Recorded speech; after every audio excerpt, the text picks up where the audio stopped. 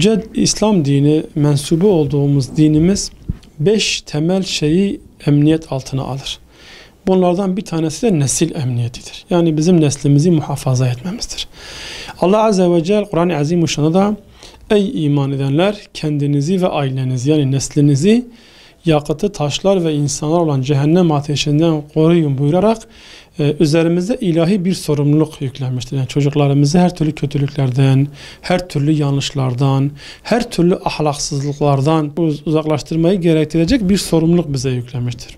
Maalesef bugün yaşadığımız bu asırda emperyalist güçler, İslam düşmanları, ahlak düşmanları ahlaka savaş açmışlar. Yani birçok vesileyle gençlerimizi ahlaksızlaştırmak, değerlerinden, inancından, örfünden, edebinden, terbiyesinden, hayasından uzaklaştırmak için birçok vesileler kullanarak gençlerimizi tuzaklara çekmek istiyorlar. Bu şeytani programlarını hayata geçirmek için de süslü püslü laflar kullanarak gençlerimizi bu tuzağa çekiyorlar.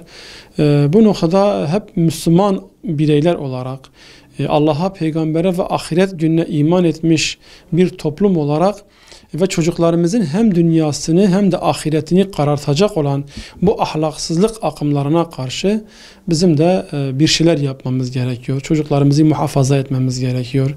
Çocuklarımızı bilinçlendirmemiz gerekiyor. Çocuklarımıza Allah peygamber sevgisini yerleştirmemiz gerekiyor. Onlara değerlerini, örfünü, inancını aşılamamız gerekiyor ki bu ahlaksızlıklara karşı onları muhafaza edebilelim. Yoksa bu ahlaksız akıma kapılan, bu tuzaklara düşen çocuklarımızdan ne dünyevi ne de uhrevi bir fayda elde edemeyiz. Hem onların dünyalarını yıkmış olacağız, hem ahiretlerini yıkmış olacağız. Hem de sorumluluklarımızı ve mesuliyetlerimizi yerine getirmediğimiz için, neslimizi muhafaza edemediğimiz için, bu noktada atmamız gereken adımları atamadığımız için de yarın bizler de mahşer meydanında Allah'ın huzurunda hesap vereceğiz. Dolayısıyla bütün bunların bir oyun olduğunu, gerek televizyonlarda, gerek sosyal medyada, gerek toplumun içerisinde bir şekilde bize yutturulmaya çalışılan, bize empoze edilmeye çalışılan, bize güzel gösterilmeye çalışılan bu tür ahlaksızlıkların aslında geleceğimizi yok ettiğini, neslimizi sadece sapkınlıklar peşinde koşan, değersiz işlerle meşgul olan, geleceği olmayan bir nesil oluşturmak istiyorlar ki bunun önünde de en büyük engel biz ebeveynlerin olması lazım. Biz anne babaların olması lazım ki bu şekilde çocuklarımızın hem dünyalarını hem ahiretlerini ihya edebilelim.